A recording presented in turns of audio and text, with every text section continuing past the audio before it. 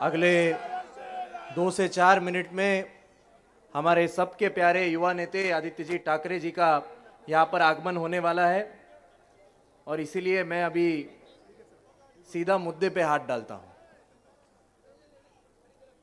यहाँ पर उपस्थित शिवसेना नेते अनिल परब साहब, हुसैन दलवाई जी जिन्होंने अभी भाषण किया, वो हम सबके लाडले भाईजान चाचा सचिन सावंत साहब, मुंगेकर साहब, सभी वरिष्ठ पदाधिकारी और भारत नगर के सारे इकट्ठा हुए मेरे प्यारे भाई और बहनों,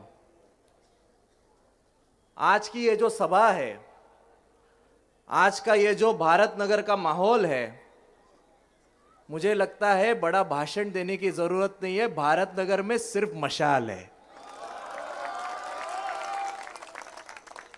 कल जब यहां से रैली निकली थी तभी भी इतना ही प्यार, इतनी मोहब्बत आप सब ने मुझ पर जो बरसाई थी। मुझे लग रहा था कल तो पूरा भारत नगर रास्ते पर आकर स्वागत कर रहा था, आज फिर एक बार सभा है, कितने लोग आएंगे। मैं और परब साहब बाजू में ज्ञानेश्वर नगर में मीटिंग कर रहे थे, तभी 7 बजे यहां के सारे वरिष्ठ पदाधिकारी फोन करने लगे, 7:30 को सभा शुरू करनी है, 6:30 से सारी कुर्सियां भर गई है। वक्त की कमी है, इसीलिए मैं यहां वहां की बातें नहीं करूंगा। मेरे 3 सवाल है जीशान सिद्दीकी से। सबसे पहला सवाल, आज तुम जो कुछ बड़े नेता बनकर घूमते हो, तुम्हें और तुम्हारे पूरे परिवार का जो कुछ वजूद है, जो कुछ अस्तित्व है, वो सिर्फ और सिर्फ कांग्रेस पार्टी की बदौलत है। 2019 में लोगों ने जब तुम्हें वोट दिया था तो वो जीशान सिद्दीकी को नहीं, कांग्रेस को वोट दिया था। और इतना प्यार, इतनी मोहब्बत जब तुमको पूरे भारत नगर ने तुम पर 2019 में दिखाई, तो भाई ऐसी क्या बात हुई कि तुमने उसी कांग्रेस के साथ गद्दारी कर दी? पहले सवाल का मुझे जवाब चाहिए, क्योंकि मैं ये सुन रहा हूं कि वो और उसके सारे चंटर पंटर घरों घरों में जा रहे हैं और ये बता रहे हैं कि हमने तो कांग्रेस के पास टिकट मांगी थी, कांग्रेस ने हमें दी नहीं। मैं आज भी कांग्रेस के साथ हूं। यहां पर जो हजारों लोग इकट्ठा हुए हैं, मैं सबको यह बताना चाहता हूं कि जीशान सिद्दीकी ने एक नहीं बल्कि 2 बार कांग्रेस के उम्मीदवार को हराने की कोशिश की, इसीलिए उसको कांग्रेस पार्टी ने खुद के पार्टी से निकाल दिया है और आज वो भाजपा के साथ है। इतनी बड़ी डबल ढोल की चल रही है। मैं जब भारत नगर में आया था, मैंने उसकी पर्ची देखी, पर्ची पर सिर्फ घड़ी और अजित दादा का फोटो था। 2 मिनट, हमारे युवा नेते आदित्य जी ठाकरे जी का यहां पर आगमन हो चुका है।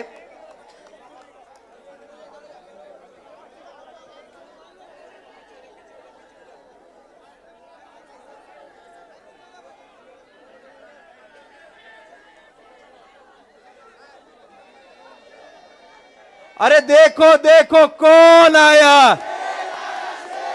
अरे देखो देखो कौन आया,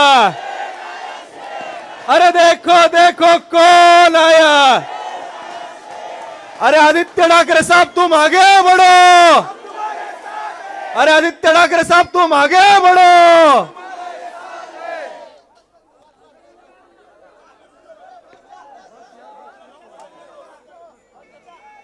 आदित्य जी ठाकरे जी का यहां पर स्वागत है। वक्त की कमी है, इसीलिए मेरी दरख्वास्त है आप सभी बैठ जाइए, हम फिर एक बार सभा की शुरुआत करेंगे।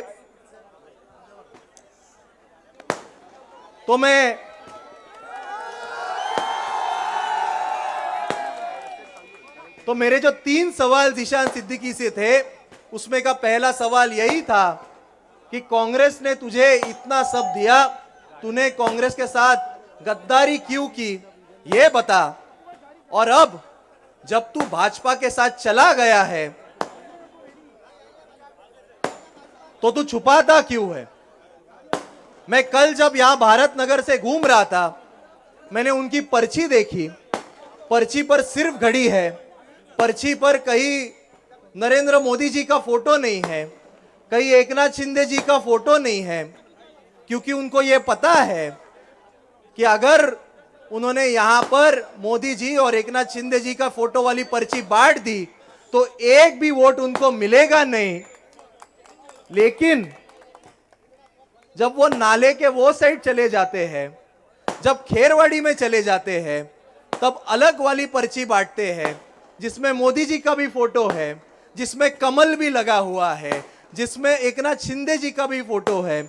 मेरा उनसे ये सवाल है, अरे भाई प्यार किया तो डरना क्या, तू गया भाजपा में अब छुपाना क्या।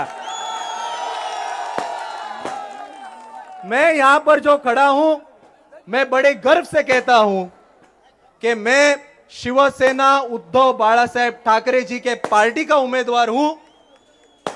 हमारा गठबंधन ये कांग्रेस के साथ है, ये शरद पवार साहब के राष्ट्रवादी कांग्रेस के साथ है।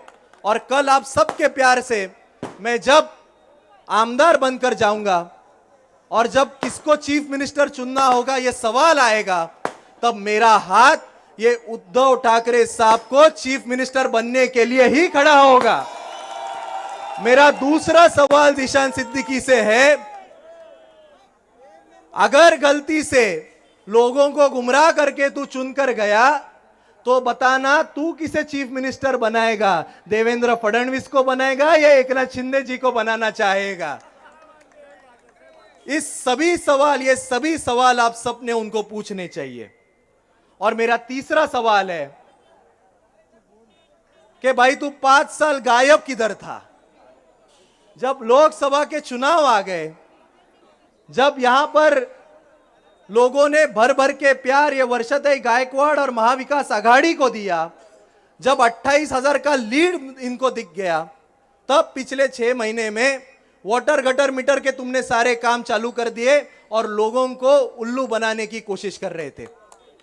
2019 में भारत नगर के भर भर के प्यार, भर भर के मोहब्बत तुम्हें दी थी।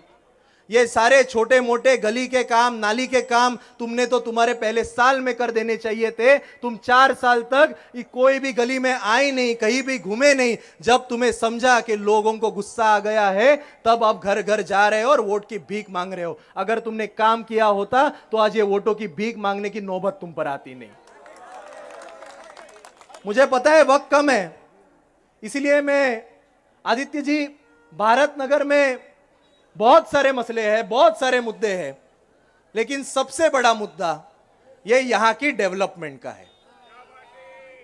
ये भारत नगर जो है, मैं यहां के हर एक गली में गया हूं, यहां के लोगों से मिला हूं और यहां की लोगों ने मुझे ये बताया है कि ये जो बीकेसी पीछे है, ये बीकेसी तो अभी अभी बना है।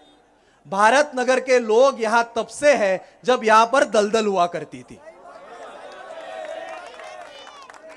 और अब यहां की जो बिल्डर लॉबी है वो इस भारत नगर को सोने की अंडी देने वाले मुर्गी समझ रही है और इनको लोगों को सोने के अंडे देने नहीं है, इनको सीधा मुर्गी काटनी है।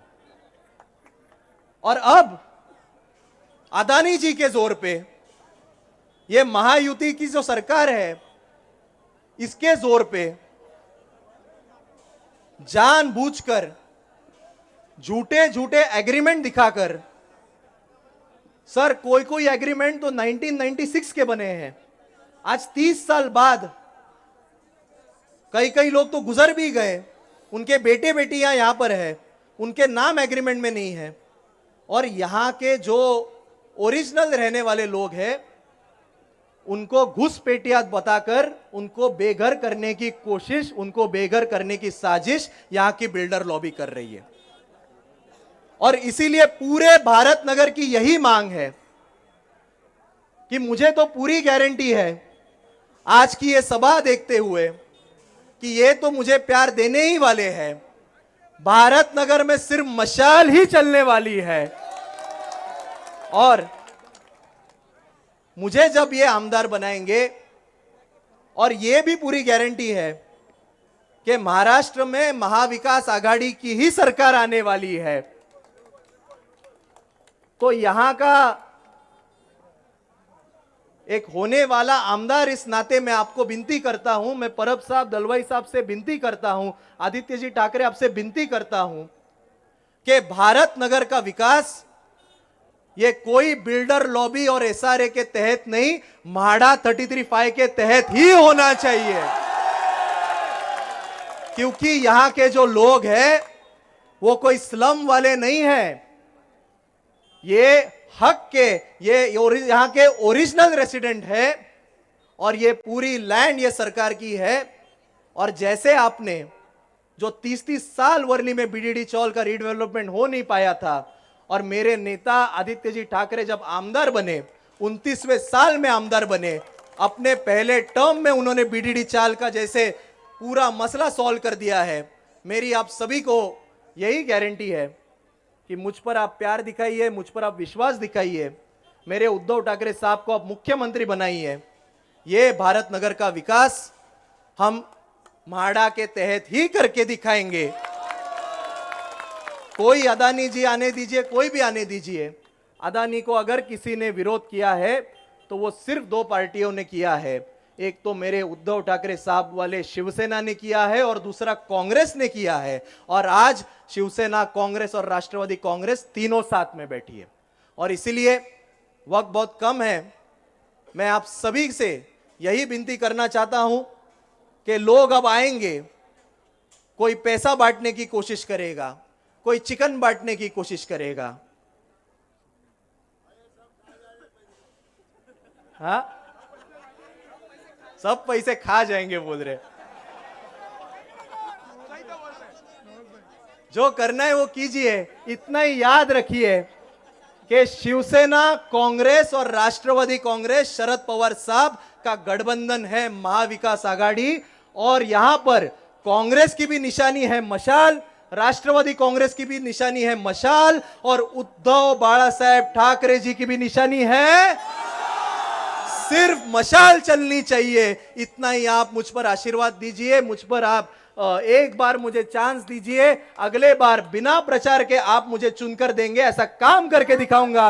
इतना ही आप सबको कहता हूं, और फिर एक बार आप इतनी बड़ी तैनात में आए, इसलिए आप सबका शुक्रिया अदा करता हूं। धन्यवाद। जय हिंद, जय महाराष्ट्र।